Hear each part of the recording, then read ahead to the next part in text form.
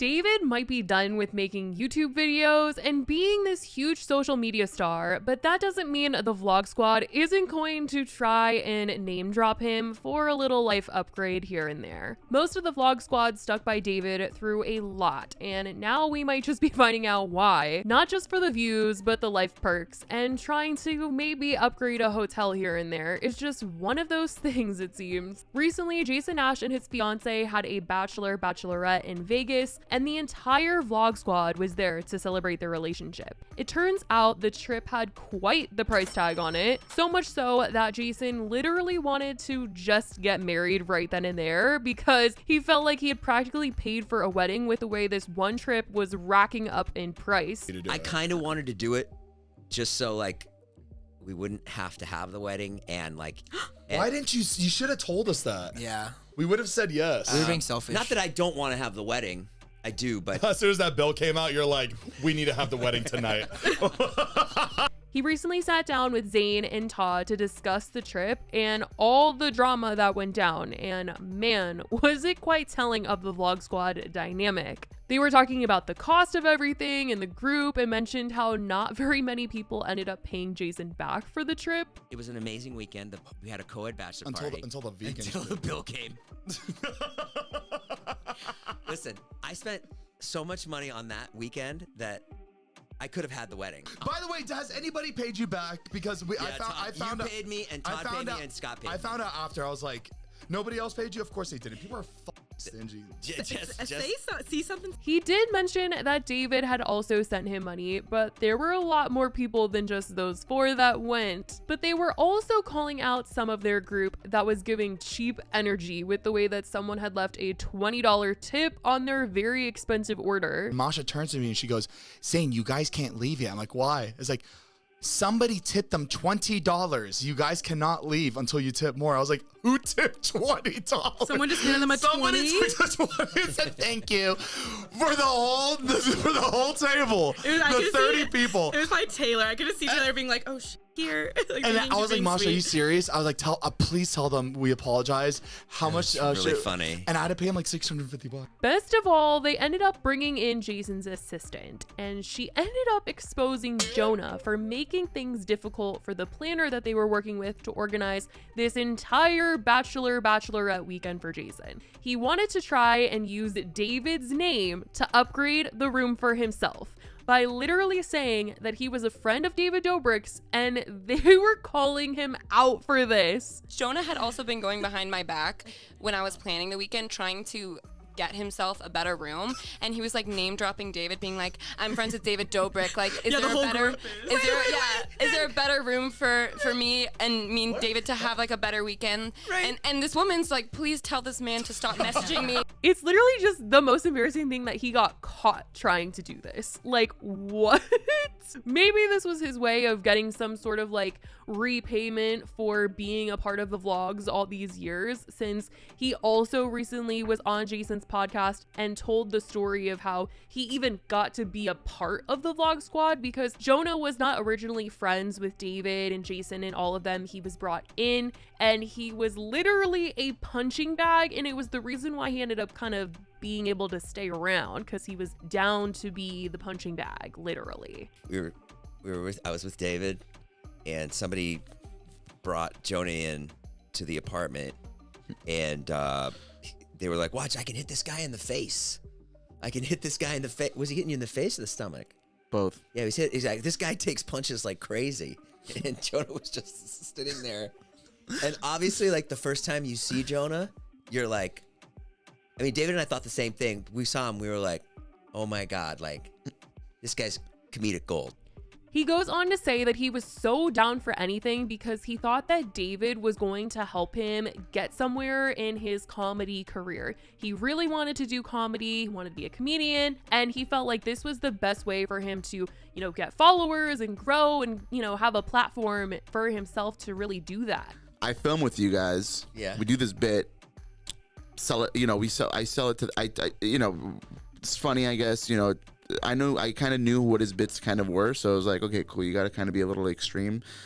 He uses those little clips and shit. Yeah. So I kind of knew him, kind of didn't, but not fully.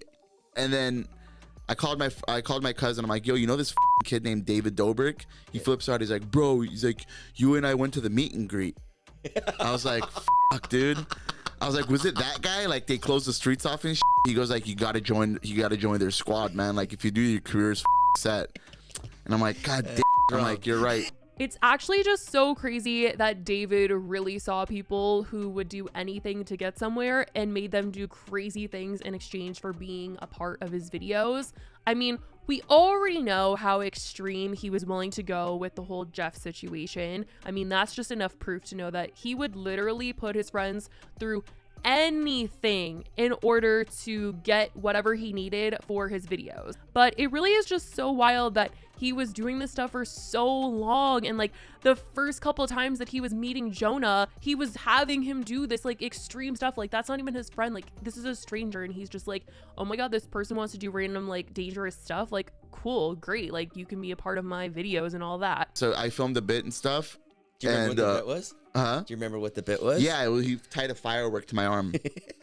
And it was a good bit, you know? It seems like in the end, Jonah did think that it was worth being part of the vlog squad, and that maybe the only sacrifice he really had to make was the fact that he had his name changed, sort of. I mean, not legally or anything like that. His name is Nick, but everyone just called him Jonah because they thought that he looked like Jonah Hill. Is it weird when people started calling you Jonah and not your name? Yeah, it was weird, but I kind of was like, But it's just wild how this got a lot of them careers, among other things, like cars, and he even bought Jonah and his family a restaurant, which Jonah did say that that was like his dream for the longest time, to be able to give his parents that, have a restaurant and, you know, run a family business together. He also said that he recently was able to buy his parents a home. It's just crazy that all of this led to stuff like that for a lot of these Vlog Squad members. I started off on Instagram just filming videos, and I was like, dude, I'm like, I gotta figure this comedy out. I'm doing it forever, because my mom was already kind of over it. She's like, yo, you gotta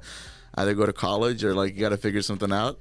I'm like, Mom, I started this new thing called Instagram, and I'm gonna gain a lot of followers on it, and I'm gonna post videos on there that's gonna get a lot of views, and I'm gonna buy our family a house and a restaurant. And my mom's like, shut the hell up. She's like, go to school. So funny that somebody we all think is so inept actually accomplished both of those things. It's all just sort of twisted, but some of them that are still associated with David feel as though it was all worth it looking back. I mean, Jason has a platform, and he's always talking about how grateful he is to David that he's got this podcast and gets sponsors, and he's been able to buy a house and support his kids and his mom and have money to spend on things like this extremely lavish weekend in Vegas. And Natalie has been able to be an influencer of her own. She's created a clothing line, bought a house, all of this stuff. And Corinna recently bought David a freaking Ferrari because she was just like so grateful that he like started her career, and she was able to start streaming and make money on Snapchat and OnlyFans and all that stuff. This also wouldn't be possible without David, and that's the real reason why I'm doing this, because without David, I would have never had a place to start on social media. He obviously gave me a platform to do what I'm doing, and you guys know I love giving back to people in general, and it's going to be really cool to be able to do something insanely big for David. David's always given so much to other people, and now I'm going to surprise him back. So Scott, Todd, Aaron are also on OnlyFans as well, making some money. Todd has a podcast. Aaron is on several podcasts. Everyone is grinding in their own way, and it's all over the place, but they're still all doing something, and it's all really because of David. It's like, it's just so twisted how it all came to be because of these dangerous videos. And I mean, when you really process it, it's just like, this was so wild. Like, what? It's crazy how things have turned out, honestly. And it sounds like when they do get together for things like Jason's bachelorette weekend, things are literally just that, like all over the place. But that's what's been going on with this group, and how Jason's expensive weekend went, and the Vlog Squad kind of being exposed for not paying him back, using David's name for a little boosty boost. Let me know what you guys think about this whole situation in the comments. I love you guys so much, and I will talk to you guys in the next video. Bye, guys.